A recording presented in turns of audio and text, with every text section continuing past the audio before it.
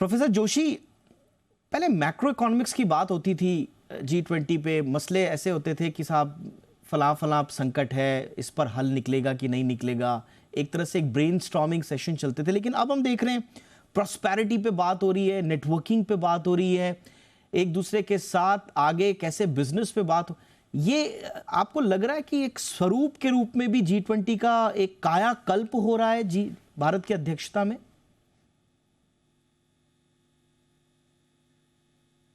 Sir मेरा ख्याल है आप म्यूट पे हैं, आप प्लीज अनम्यूट हो जाएं। हाँ, हाँ, अभी अभी प्रधानमंत्री जी ने कहा है कि सबका साथ, सबका विकास, सबका विश्वास, सबका प्रयास। तो उन्होंने कहा है कि ये चीज G20 और इंटरनेशनल फोरम पे भी लागू होती है। और हमारे प्रधानमंत्री ने बहुत क्लियरली कहा है कि ये पूरे विश्व कल्याण के लिए और जन कल्याण के लिए, इंक्लूसिवनेस के लिए यूज किया जाए। और इंक्लूसिवनेस का जो मॉडल भारत ने दुनिया में प्रस्तुत किया है by way of digital public digital infrastructure, वो अफ्रीका के कंट्रीज के लिए बहुत ही अनुकरणीय है। और अफ्रीका के साथ हम जो है 2008 से इन्वॉल्व है बहुत गहरे तरीके से। जब इंडिया अफ्रीका फोरम समिट हुई उसके बाद में अफ्रीका में हमने बहुत सारे संस्थान खोले, एजुकेशनल संस्थान, दूसरे संस्थान, और भारत ने उनके लिए बहुत ज्यादा कैपेसिटी बिल्डिंग भी की। और इसलिए अब ये लगता है कि ये इनका जो इंक्लूसिविटी है, और आप भारत में देखिए कि 2014 के बाद में लगभग 1.3 बिलियन पीपुल, 130 करोड़ लोगों को हमने आधार बनाया है। आधार के बाद जो जो इंक्लूसिवनेस जो भारत में हमने की है, वो वर्ल्ड बैंक की भी अभी रिपोर्ट में कहा है कि अदरवाइज इस काम को जो हमने 6 साल में किया है उसमें 50-60 साल लग जाते। सो ये लीप फ्रॉगिंग ऑफ डेवलपमेंट जो भारत का मॉडल है, वो सारे अफ्रीका बड़ा कीन है करने के लिए। अफ्रीका से हमारे हिस्टोरिकल बहुत अच्छे रिलेशन है। ईस्ट अफ्रीका और even south Africa, southern part of Africa, वो भारतीय व्यापारियों के द्वारा डोमिनेटेड है। और उसमें कुछ जैसे प्रधानमंत्री अभी आपने देखा, जैसे मॉरिशस के प्रधानमंत्री हैं, वो भारत से भारतीय मूल के भी लोग हैं, इंडियन ओरिजिन। और अगर आप देखो तो ये क्या है कि एक बहुत ही गहरा जो संबंध है। और ये 54 कंट्रीज के अंदर जो चाइना का हस्तक्षेप था, वो बेसिकली इंफ्रास्ट्रक्चर बिल्डिंग में था। तो चाइना का मॉडल था कि हर जगह पे उन्होंने हर सिटीज के अंदर फुटबॉल स्टेडियम क्रिएट किए, कुछ रोड क्रिएट की। बट इंडिया का model was transfer of the soft power and enabling them for trade and investment. तो वो मुझे लगता है एकदम ट्रांसफॉर्मेशनल है, अनप्रेसिडेंटेड है। और G20 की आज तक जितनी भी बैठकें हुई हैं हिस्टोरिकली, उसके अंदर सबसे ज्यादा पार्टिसिपेशन इस बार हुआ है, सबसे ज्यादा एक्सपोजर हुआ। और इंक्लूसिव नेट का सबूत उन्होंने इस चीज से दिया है कि भारत के अंदर जो है, मतलब 60 सिटीज के अंदर 200 से भी ज्यादा बैठकें हुई हैं, ऐसा कभी आज तक नहीं हुआ। और इस दूसरा सबसे बड़ा उन्होंने ये भारत ने जो पेश किया है कि the trust factor, trust deficit. तो ट्रस्ट डेफिसिट एक देश का दूसरे देश के प्रति। तो उन्होंने बिल्कुल साफ कहा कि अगर हम कोविड को ओवरकम कर सकते तो ट्रस्ट डेफिसिट। सो आज के जो इकोनॉमिक झगड़े हैं, इकोनॉमिक उथल पुथल है, रशिया यूक्रेन का वार हुआ, इसमें इतना ट्रस्ट डेफिसिट हो गया है। अब आप देखिए 1-1.5 साल के बाद किसी को समझ में नहीं आ रहा है कि ये वॉर कैसे खत्म होगा। और ऐसे के अंदर पूरे विश्व को किसी ऐसे देश की जरूरत है, किसी ऐसे नेतृत्व की जरूरत है जो दोनों तरफ बात कर सके। और उन्होंने बताया कि भारत जो है, भारत ने केवल बताया, ये भारत आपने ने बिल्कुल सही डेमोन्स्ट्रेट कहा, कर दिया ये आपने इंडिया सही कैन कहा। Play yes leading sir, role in this. और हर एब्सोल्युटली देश सर, उसकी तरफ देख रहा है। एब्सोल्युटली कल सर। ब्रिटेन के प्रधानमंत्री। Yes sir, yes sir. Mathur sir, आपको क्या लगता है जो सर अभी कह रहे हैं प्रोफेसर जोशी, एक तरफ हम दुनिया में कह रहे हैं डीप डिसऑर्डर है, एक ट्रस्ट डेफिसिट तो है, एक शिफ्ट्स इन पावर चल रहा है, नए नए कॉन्फ्लिक्ट्स उभर रहे हैं, और दूसरी तरफ हमारा देश, हम बात कह रहे हैं, भारत कह रहा है कि साहब आप ट्रस्ट डेफिसिट को खत्म कीजिए, और करके दिखाया हमने, एक मौका, एक पूरा एग्जाम्पल दिया हमने। आपको लगता है इससे बड़ा कोई एग्जाम्पल होगा कि India as an important player in geopolitics इससे मजबूती से पहले कभी उभरा हो? नहीं, बिल्कुल सही है। ये तो एक डिफाइनिंग मोमेंट है। और देखिए, एक वापस से एक बाइपोलर वर्ल्ड बन रहा है। एक तरफ वेस्टर्न इकोनॉमीज हैं, यूएस लेड, और दूसरी तरफ जो चाइना का जो वो एक और उभरता हुआ और सुपर पावर बनने की चेष्टा में, वो रशिया को भी चाइना अपनी तरफ झुका लिया है।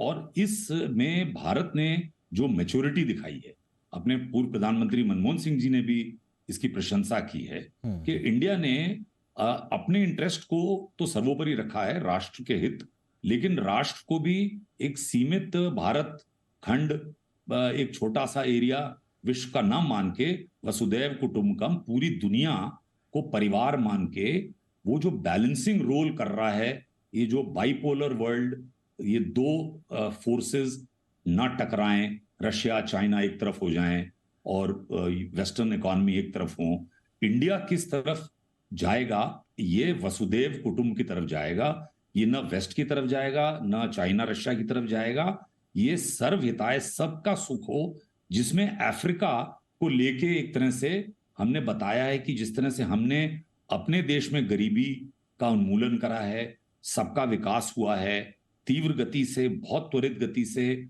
चुनौतियां, कोविड वैक्सीन डिप्लोमेसी।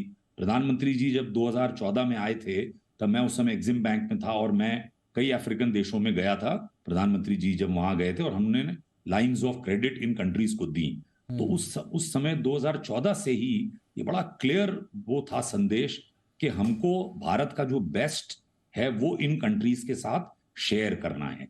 तो 42 अफ्रीकन कंट्रीज को लाइंस ऑफ क्रेडिट भारत ने दी हैं, और बहुत रियायती दर पे, और वो कोई शोषण वाला काम नहीं है, पानी की योजनाएं, सैनिटेशन के काम, सड़क के काम। और अभी इंडिया अफ्रीका फोरम जो हुआ था दिल्ली में, बड़ा क्लियर संदेश आया था कि डिफेंस में भी, अपनी आंतरिक सुरक्षा के लिए भी ये अफ्रीका के देश भारत से संधि करेंगे, और हम यहाँ से अपने भारत का जो हमने जो सीखा है डिफेंस में, उसको हम एक्सपोर्ट करेंगे, फिनटेक को एक्सपोर्ट करेंगे, डिजिटल पेमेंट को करेंगे, हेल्थ को करेंगे। आप देखिए इतना ज्यादा डिपेंडेंस इंडिया पे अफ्रीका के देशों की हेल्थ पे है, और वो चाहते हैं कि हमारा जो हमने जिस तरह से अपने कंट्री में हेल्थ को, एजुकेशन को टैकल किया है, तो बहुत ही स्ट्रॉन्ग पोजीशन है। और अब अमेरिका आ रहा है कि भाई हम अफ्रीका के साथ बड़े इंफ्रास्ट्रक्चर के प्रोजेक्ट्स, रेलवे के, जिसकी आज बात हुई है, तो ये ट्रांस अफ्रीका एक रेलवे, एक हाईवे बनाने की बात है। यूएसए और इंडिया की कंपनीज आप देखेंगे मिल के बड़े बड़े इंफ्रास्ट्रक्चर प्रोजेक्ट अफ्रीका में लेंगी। एब्सोल्युटली सर, बातें चल रही हैं। चाबहार पोर्ट जो ईरान में है, वहां से वो via Central Asia Saint Petersburg तक जाएगा, आईएनटीसी वो एक कॉरिडोर है, और चाबहार पोर्ट के लिए भारत ने वित्तीय सहायता दी है ईरान को। बिल्कुल सर, बिल्कुल सर। यानी कि ये इंडिया जो प्रोजेक्ट कर रहा है, और जो 2047 में हमारा विकसित देश बनने का जो सपना है, वो उसमें ये सारी चीजें ऐसा लग रहा है कि अलाइन हो रही हैं। बग्गा सर, ऑफिशियली भी असोमानी साहब ने, जो कि स्पोक्स पर्सन 50 नेशन ग्रुप के अफ्रीकन यूनियन के, उन्होंने साफ तौर पर कहा कि अफ्रीकन यूनियन अगर बनता ही, उससे पहले का स्टेटमेंट है उनका, उन्होंने साफ तौर पर कहा कि it would be just because of India's role, categorically, और ग्लोबल साउथ कोऑपरेशन को प्रमोट कर रहा है, इस बात का भी उन्होंने तस्दीक किया। यानी कि अफ्रीकन यूनियन जानता है, कोई इफ्स एंड बट्स नहीं है कि किसका रोल क्या रहा है। चाइना भले ही कहता रहे कि साहब हमने आवाज उठाई पहले आपकी। ये जो मौका है सर, और जैसा माथुर सर कह रहे हैं, अगर ये कोऑपरेशन आगे बढ़ता है, मिडिल ईस्ट से हमारा संबंध नए दिशा में जा रहे हैं, अफ्रीका में ग्लोबलाइजेशन का जो चंक बचा हुआ है, सब जानते हैं कि अब वहां से निकलना है, हमारी कंपनीज के लिए और हमारे नेशन की वेल्थ के लिए ये कितना इंपॉर्टेंट होगा सर, ये नया परिदृश्य? बिल्कुल दीपक जी, जैसे माथुर सर कह रहे थे, एग्जिम बैंक का जो रोल रहा क्रेडिट लाइंस देने में। अब देखिए श्रीलंका का जब संकट आया तो भारत ने उनको लाइंस दिए हैं, और भारत साथ में खाद्य पदार्थ, फ्यूल, इस तरह की सामग्री भी उनको जुटा रहा है। तो हम ऐसे हैं कि हम बुरे वक्त में काम आने वाले दोस्त हैं, और साथ में खुशहाली में बिल्कुल हम एक समतल काम करते हैं। चाइना की तरह नहीं है कि उनकी कंपनी को ही आपको देना पड़ेगा कॉन्ट्रैक्ट, उनके वर्कर आके काम करेंगे, उनसे ही आपको रॉ मटेरियल लेना होगा, मशीनरी लेना होगा, और फिर आप उसका अफोर्डेबिलिटी कभी नहीं कर सकते। हमारा